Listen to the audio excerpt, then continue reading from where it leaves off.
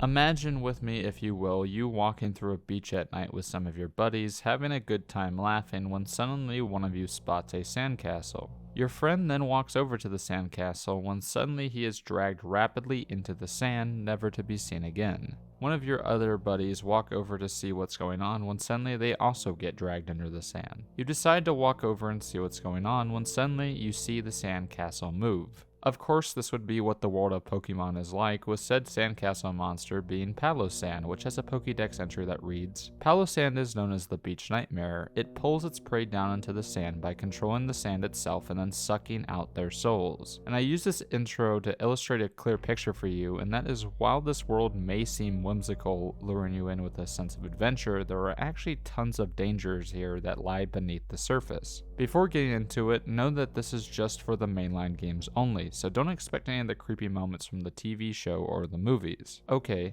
now let's get right into it. To continue, that wasn't even the most disturbing Pokédex entry. For example, take Gengar. In Pokemon Sun, his Pokédex reads, should you feel yourself attacked by a sudden chill, it is evidence of an approaching Gengar. There is no escaping it, give up. It doesn't even try and give any reasoning behind it, instead you are just doomed if a Gengar catches you. Now some of you may be saying, it's just Pokemon, and you can honestly ignore these while playing, as Pokédexes largely are optional to actually read. So let's look at some examples of creepy moments that can't be ignored in any of these games. But before getting into all that, make sure if you haven't already to like and subscribe to the channel. I upload once every other week at 4 p.m. Central, and it's always some sort of horror content, and this might seem like a small gesture, but it helps me a ton, and thank you for the consideration. Now let's get right into it. First, there's the ruins of Alph radio station. The ruins of Alph as a whole is a very strange location, with it being the ruins of an ancient city that is covered in small puzzles and strange hieroglyphics. Even stranger, in the lower levels, only one Pokemon can be found, which is the Unknown, which just spells out letters and knows only one move, Hidden Power. However, while this location as a whole is a bit strange, that's not what makes it infamous within the Pokemon community. That of course would be what happens after you get the radio card in Goldenrod. Upon returning, if you open up the radio, this is what plays.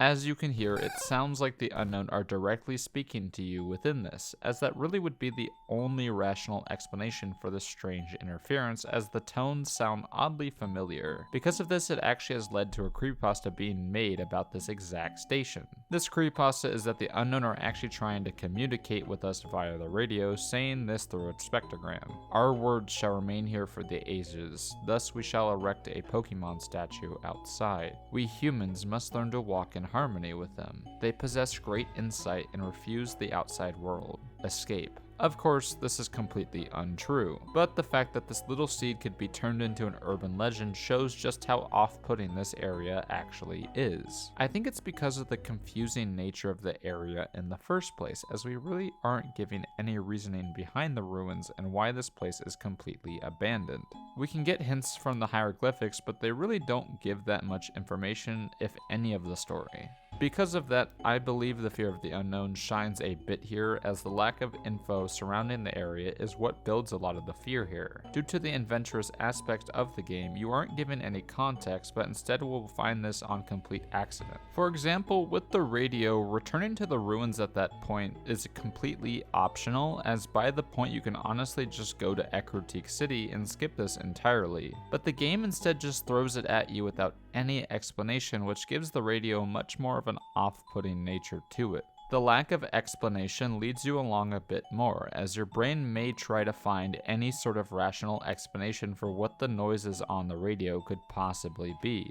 And being in an area with an already off-putting atmosphere doesn't exactly help its case. This can be shown in another area of one of the mainline games, that of course being the old chateau from Pokemon Platinum, as all you are told about the place is that it's an abandoned manor that is supposedly haunted, which couldn't be any more of an understatement. It's to the point where the nearby gym leader of Eterna City, Gardenia, finds the place too spooky to even consider going inside and shudders while just looking at it. However, the inside is just as frightening, if not more so. Upon entering, this track begins to play.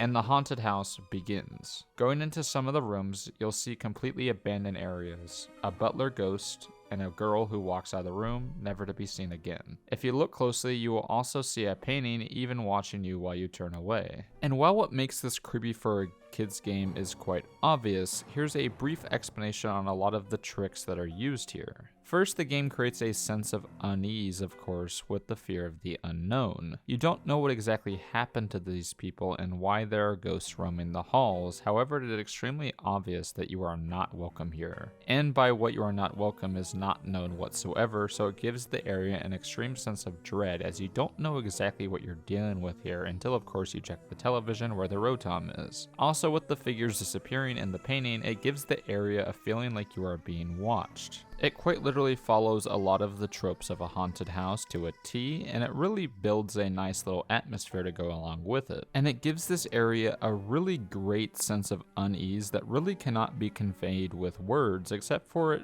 reminds me like a really good ghost story, as that sense of being watched is somewhat difficult to actually portray. But while these are full of areas for the character to explore, both of these are still completely optional. So then what's a creepy part of one of these games that is not optional whatsoever? Well, for that I really want to take a look at the drought section in Pokemon Ruby, as this area shows the world completely coming to an end. After Team Magma uses Groudon to drain all the water in the oceans, it leaves the island nation of Hoenn without any water. Because of this, if you aren't able to fix the region, then that would mean the complete and total end of the world, as what would humanity do with no water? How could civilization possibly survive? The sense of the unknown gives an ultra unsettling feeling to this moment within the game, while also being combined with what has to be one of the most unsettling soundtracks in any Pokemon game. The drought song I think really carries the horror of this section, as it truly captures the helplessness that our characters find themselves within.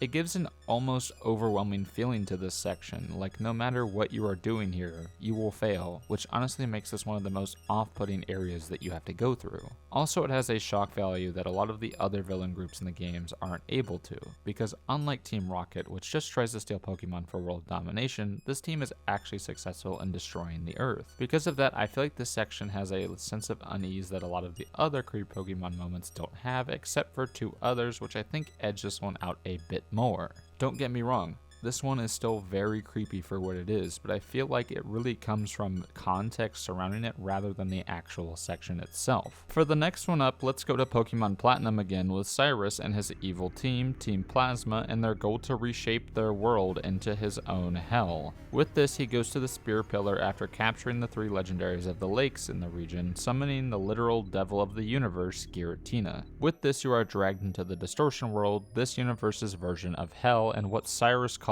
the perfect world.